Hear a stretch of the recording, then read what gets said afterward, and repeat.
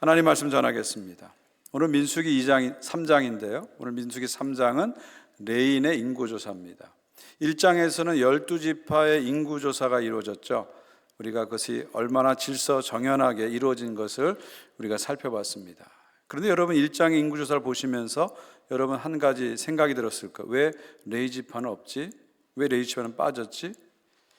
분명히 레이는 야곱의 12아들 중에서 세 번째 아들인데 12지파에 들어가지 않습니다. 대신에 요셉의 아들 에브라임과 므낫세가 들어가죠. 야곱의 손자 둘이 들어가서 12지파가 채워집니다. 그렇다면 왜 레위지파는 12지파에 들어가지 않을까요? 그 이유는 레위지파가 이스라엘 전체에서 독특한 위치를 차지하고 있기 때문이죠. 여러분 출애굽의 마지막 재앙이 뭐죠? 장자의 재앙입니다. 처음 태어난 모든 것, 짐승이든 사람이든 처음 태어난 모든 것을 다 죽는 그 재앙이 출애굽의 마지막 재앙입니다. 그때 하나님께서 이스라엘 백성들에게 거기서 벗어날 수 있는 방법을 가르쳐 줬죠. 집집마다 어린 양을 잡아서 그것을 문에 바르면 내가 그 피를 볼 때 넘어가리라. I will pass over you 그랬죠. 그래서 6월절이라는 말이 영어로 패스오버인데 여기서 나온 거죠. 패스오버. 내가 그 피를 보면 패스오버 넘어가리라 약속하셨죠. 그래서 그 장자 재앙에서 이스라엘 백성들은 살아남게 되었습니다. 원래 죽었어야 되는데 그 어린 양의 피 때문에 그들은 살아남게 되었죠. 그 살아남은 첫 태생들, 처음 태어난 것들은 다 이제 주님의 것이 되는 것입니다. 주님의 것이기 때문에 주님께 다 바쳐야 됩니다. 다 바쳐야 되죠. 근데 짐승은 바치면 됩니다. 근데 사람을 바칠 수는 없잖아요. 장자들을 다 바쳐야 되는데 장자들은 주님의 것이기 때문에 다 바쳐야 되는데 바칠 수가 없습니다. 그래서 그 대신에 세우는 사람들이 바로 레인이죠. 그러니까 레인은 각 집안의 장자를 대신하는 사람들이에요. 각 집안의 장자들을 대속하는 사람들입니다. 쉽게 말하면 요즘으로 한다면 집안의 큰아들은 다 목사시켜야 돼요. 근데 다 그럴 수 없잖아요. 그래서 대신 레인을 세워서 그것을 대신하게 하고 대속하게 됩니다. 그래서 레인은 12지파에 들어가지 않고 그 밖에서 독특한 영적인 위치를 가지고 12지파를 영적으로 대표한다 이렇게 보시면 되죠. 자, 이렇게 특별한 위치가 있기 때문에 그들에게는 특별한 임무가 있습니다. 크게 세 가지 임무가 있는데요. 첫 번째 임무는 뭐냐면 3장 6절을 보시면요. 레위지파는 나아가 제사장 아론 앞에 서서 그에게 시종하게 하라. 레위인 중에서 아론의 자손들이 제사장이 되는데 레위인들의 첫 번째 역할은 제사장을 시종하는 거죠. 제사장을 도와주는 거예요. 어시스트하는 거예요. 어시스트 스텝으로서 제사장을 돕는 일을 하는 거죠. 그래서 9절을 보게 되면 레위인들은 제사장에게 맡겨집니다. 무슨 얘기냐면 제사장의 감독 아래, 제사장의 슈퍼비전 아래 일을 하게 하신다 그런 뜻이죠. 두 번째 레인의 임무는 7절 8절 보십시오. 그들이 회막 앞에서 아론의 직무와 온 회중의 직무를 위하여 회막에서 심우하되 곧 회막의 모든 기구를 맡아 지키며. 두 번째 임무는 뭐냐면 회막, 성막하고 회막의 모든 기구, 성막의 모든 기구를 관리하고 담당하는 역할을 합니다. 그리고 회막이 이동할 때는 그 회막 텐트를 다 접고 기구를 다 모아가지고 포장을 해가지고 쉽게 말하면 요즘 말하는 포장 이사를 담당하는 거예요. 이게 레인의 역할입니다. 그러다 보니까 12지파는 동서남북 외곽에 이렇게 진을 치고 사는데 레위인들은 성막 바로 옆에다가 진을 치고 살게 되는 것이죠. 마지막 세 번째 레인의 역할은 8절 후반절에 나오죠. 이스라엘의 자손의 직무를 위하여 성막에서 심호할지니. 이스라엘 자손들이 제사를 드릴 때 그 제사 드리는 이스라엘 자손들 12지파를 돕는 역할을, 섬기는 역할을 한다는 것이죠. 다시 말하면 이스라엘 12지파가 예배를 잘 드릴 수 있도록 도와주는 일, 섬기는 역할을 하는 것입니다.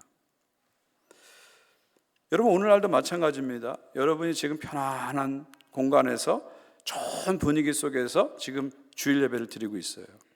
근데 이 예배가 드려지기 위해서는 목사만 있어서는 안 됩니다. 많은 분들의 섬김을 통해서 예배가 예배로 드려지는 거예요.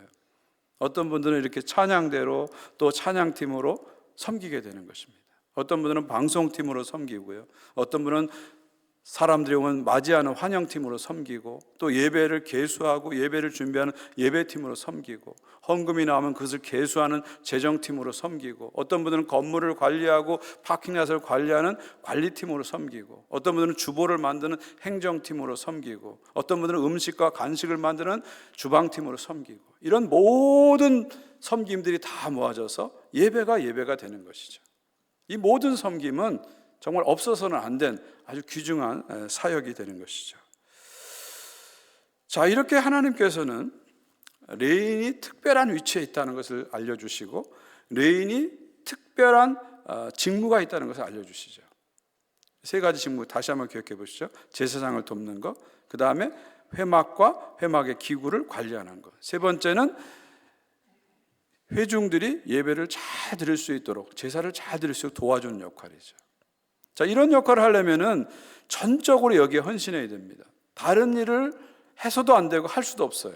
그러니까 레위인은 전적으로 여기에 헌신하는 겁니다. 그렇기 때문에 하나님께서 12지파에게는 경작할 땅을 다 주셨지만 레위인에게는 땅을 주지 않아요. 그럼 레위인들은 어떻게 삽니까? 나머지 12지파가 11조를 해가지고 레위인의 생활비를 책임지는 거죠. 그러니까 우리 모두가 전적으로 하나님께 헌신해야 되는데 그렇게 할 수 없으니까 레위인이 대신해서 전적으로 헌신하고 나머지 지파들이 그들의 생활을 책임지는 것, 이것이 구약의 하나의 시스템이라고 보시면 됩니다. 자, 이렇게 레위인의 독특한 위치와 임무를 말씀하신 다음에 하나님께서는 이제 레위인의 인구조사를 본격적으로 하라고 말씀하십니다. 오늘 본문의 14절부터 39절이 레위인에 대한 인구조사가 나옵니다.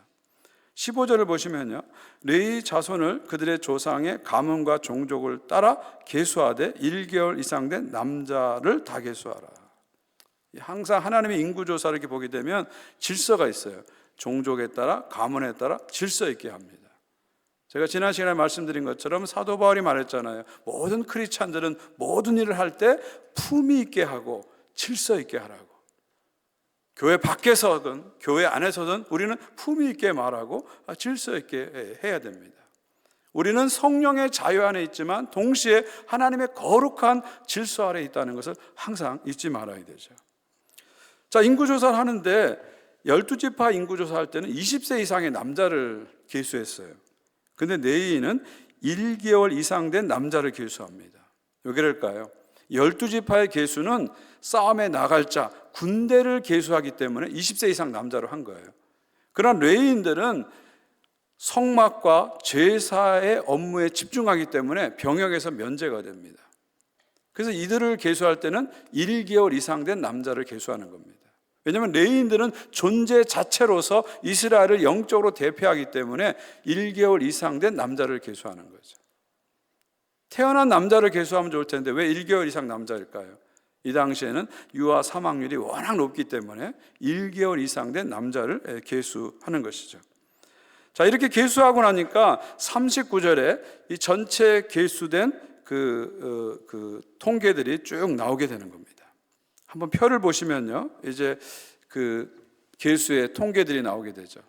지난 시간에 본 것처럼 성막을 중심으로 동쪽에 유대 진영, 유다 진영 세 지파가 있고, 남쪽에 르우벤 진영 세 지파가 있고, 서쪽에는 에브라임 진영 세 지파가 있고, 북쪽에는 단 진영 세 지파가 이렇게 배치됩니다.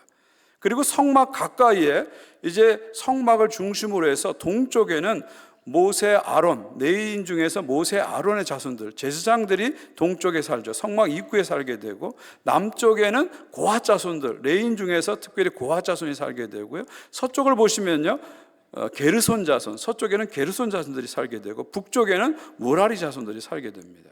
이렇게 성막 가까이에 레위인들을 배치해 놓은 걸 볼 수 있죠. 상당히 질서 정연한 그런 모습을 우리가 볼 수가 있습니다. 또 인구 숫자를 보면은요, 순서대로 하면요, 서쪽에 게르손 자손의 숫자가 나오죠. 7,500명이라고 나옵니다. 그 다음에 남쪽에 고핫 자손의 숫자가 나오죠. 8,600명이 나옵니다. 그 다음에 북쪽에 무라리 자손의 숫자 6,200명이 이렇게 계수가 되는 겁니다. 그리고 나서 39절을 보십시오.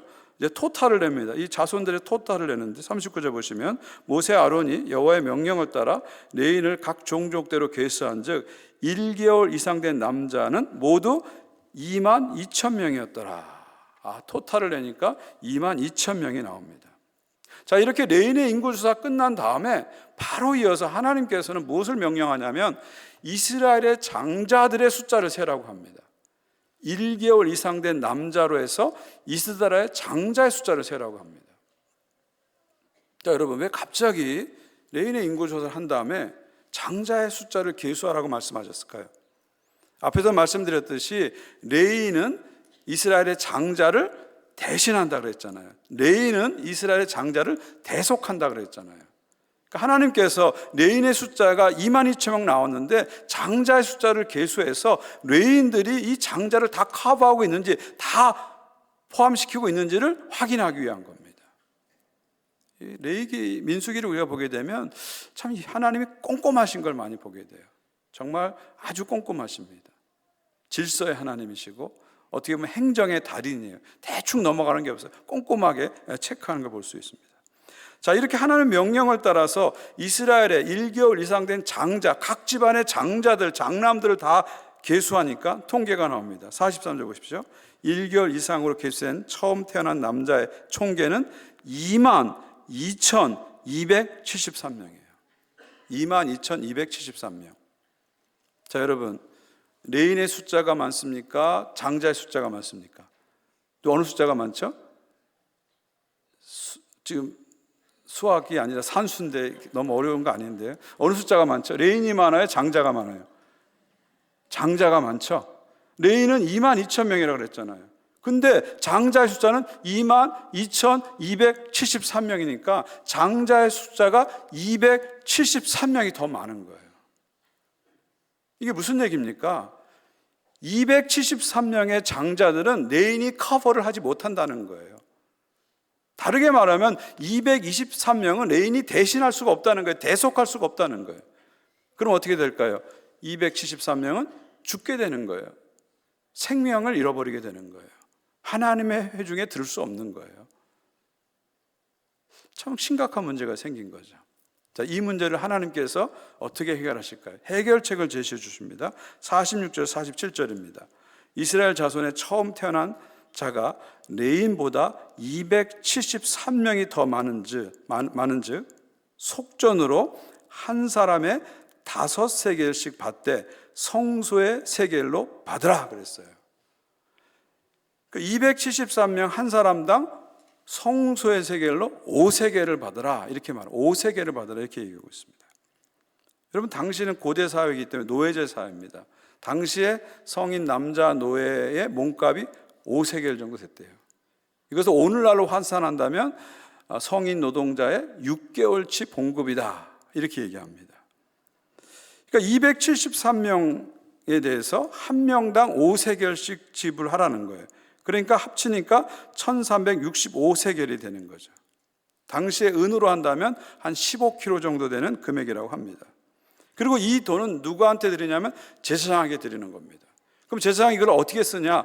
제사와 성막을 위해서 이 돈을 사용하게 되는 것이죠. 그런데 여러분, 오늘 본문을 보게 되면 이렇게 한 사람당 5세겔을 바치는데 이 5세겔의 돈의 이름이 뭐죠? 속전입니다. 속전이라고 하고 있어요. 속전. 영어로 하면 the money for the redemption 이렇게 되어 있어요. redemption money라고 되어 있습니다. 이게 무슨 뜻일까요? 속전, redemption money 무슨 뜻일까요? 두 가지 의미가 있습니다. 하나는 포로가 된 사람, 그 다음에 노예가 된 사람을 해방시키기 위해서, 자유를 주기 위해서 지불하는 돈을 얘기하는 것이 redemption money, 속전입니다. 또 하나의 의미는 큰 죄를 지은 사람을 사면해 주기 위해서, 용서해 주기 위해서 지불하는 돈이 속전입니다. 그러니까 리뎀션 머니, 속전이라는 건 뭡니까? 한 사람에게 자유를 주는 돈이에요. 한 사람에게 용서를 주는 돈이에요. 한 사람의 인생을 바꿔놓는 돈이다 이렇게 보시면 됩니다. 최종적으로 이 리뎀션 머니는 한 사람에게 리뎀션, 구속, 구원을 주는 돈이다 이렇게 보시면 되죠. 저와 여러분을 위해서 리뎀션 머니, 속전을 지불하신 분이 계시죠. 바로 우리 주 예수 그리스도십니다. 우리는 죄인이죠. 하나님을 몰랐습니다. 하나님을 떠나 살았습니다. 우리는 죄인입니다. 그 죄 때문에 우리는 영원한 심판을 받을 수밖에 없게 되었어요. 그 영원한 심판의 결과로 우리는 지옥에 떨어질 백성들입니다. 우리가 어떤 노력을 해도 여기서 우리는 벗어날 수가 없어요. 여러분이 아무리 많은 돈을 가져도 여기서 벗어날 수가 없습니다. 여러분이 아무리 많은 선행을 쌓아도 여기서 벗어날 수가 없어요. 여러분이 아무리 높은 성공의 탑을 세워도 여기서 벗어날 수 없습니다. 하나님께서는 우리를 사랑하사 독생자 예수를 이 땅에 보내셨죠. 예수께서 십자가에 죽으심으로 말미암아 우리가 당할 형벌과 우리가 당할 저주와 우리가 당할 심판을 대신 짊어지시고 피 흘려 죽으셨습니다. 그 예수의 피로 우리는 구속을 받은 것이죠. 죄의 종이었던 우리들이 영광스러운 하나님의 자녀가 된 것이죠. 예수님은 우리의 속전이 되신 거예요. 그래서 십자가에서 예수님께서 요한복음에도 뭐라고 말씀하시죠? 다 이루었다. It is finished. 이 말은 헬라어로 보니까 테텔로스타인데 이 말은 It is paid 그런 뜻이에요. 다 지불하였다 그런 뜻이에요. 다 지불하였다. 속전으로 다 지불하였다.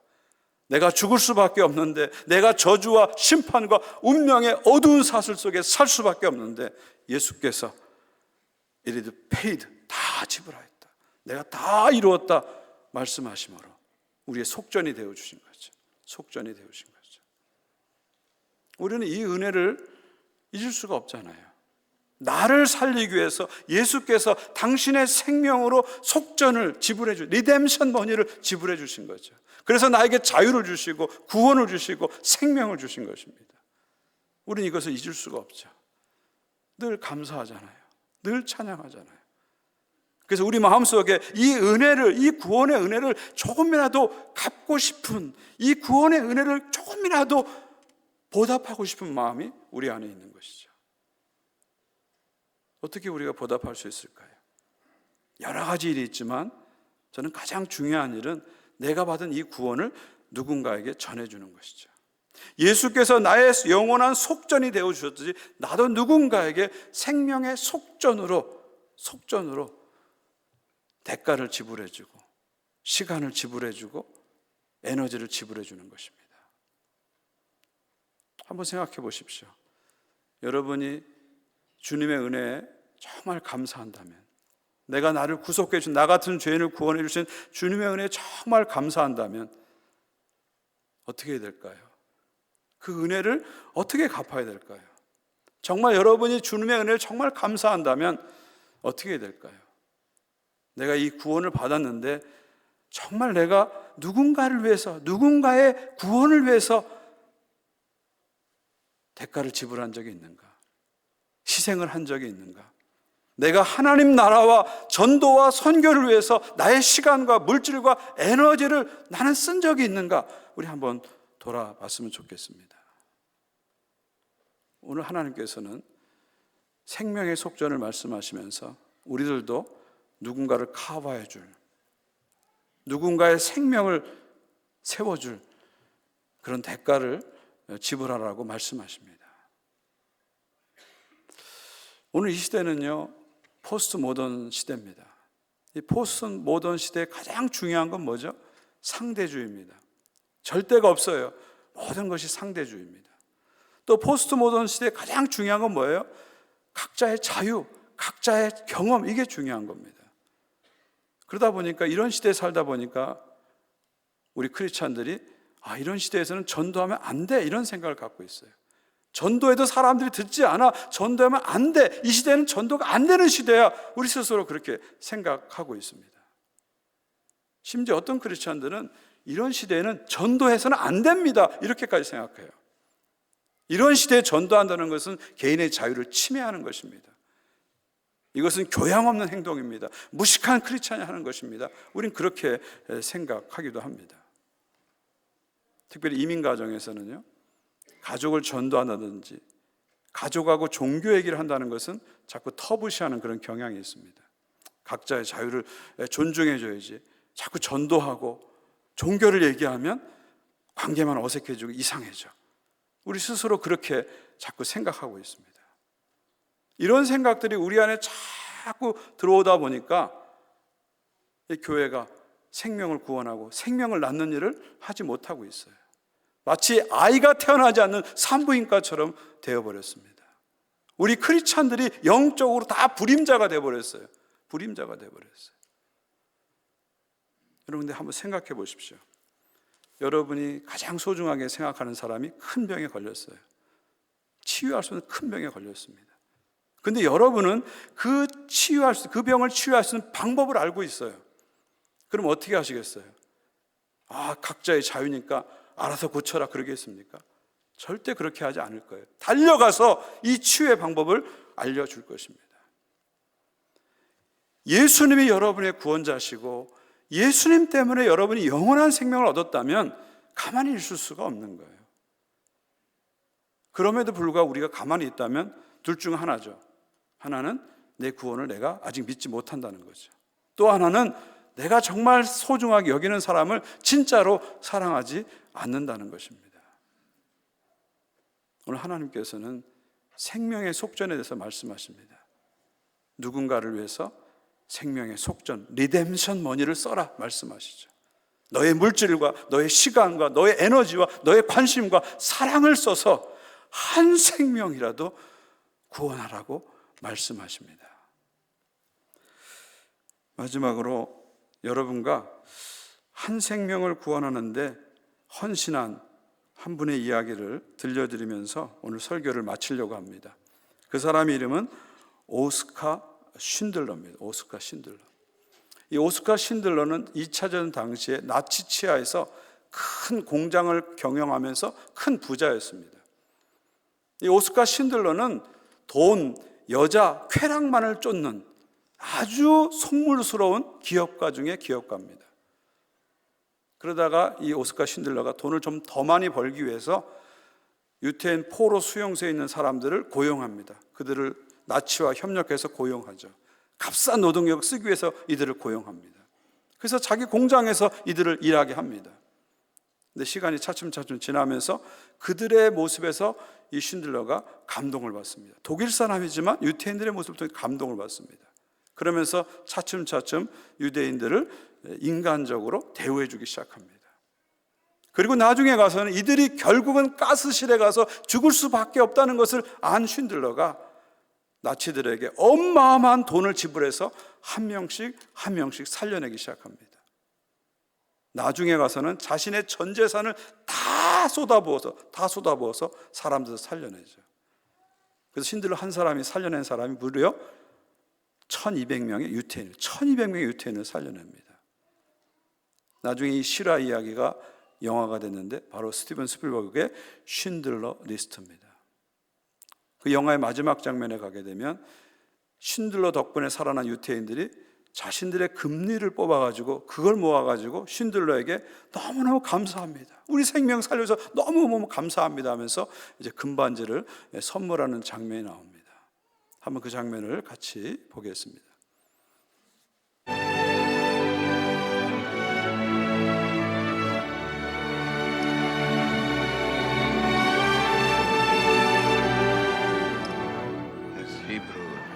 Talmud, it says, whoever saves one life saves the world entire.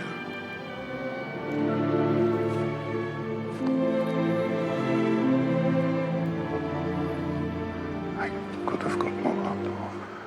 I don't know. I didn't do enough. You did so much.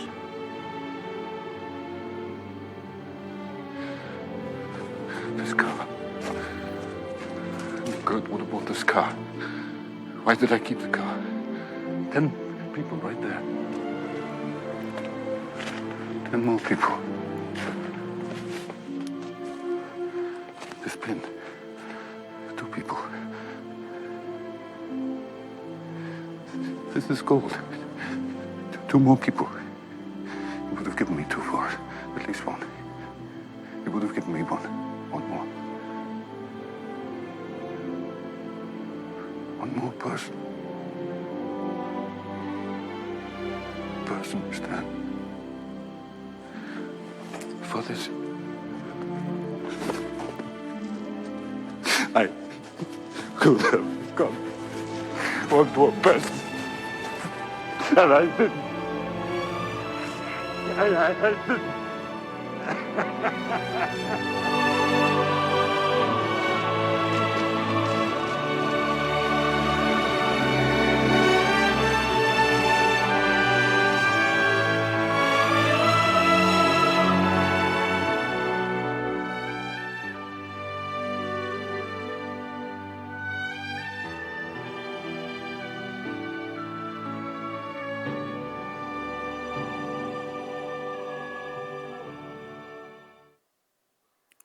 쉰들러가 마지막 장면에서 계속 반복해서 외치는 단어가 있죠. One more person, one more person. 내가 한 생명을 더 살릴 수 있었는데, 자신의 전 재산을 쏟아놔서 1200명을 살린 쉰들러의 입에서 One more person, 한 사람이 더 살릴 수 있었는데, 이 고백을 하는 것을 들으면서 우리는 많은 생각을 하게 됩니다. 우리가 나중에 하나님 앞에 섰을 때 하나님 우리에게 물으실 겁니다. 너는 이 땅에서 한 생명에게 전도한 적이 있느냐? 너는 한 영혼의 구원을 위해서 기도한 적이 있느냐? 물어보실 겁니다. 그때 우리가 one person, 내가 한 명이라도 전도했어야 되는데, one life, 한 생명이라도 구원했어야 되는데, 그러면서 후회의 눈물을 흘려서는 안 될 것입니다. 오늘 영화 마지막 장면에서 그 유대인들이 반지를 만들어주면서 거기 탈무드에 글귀를 새겨졌는데 이렇게 써 있습니다. 한 생명을 구하는 것이 온 세상을 구하는 것이다. To save one life is to save the world entire. 기도하겠습니다.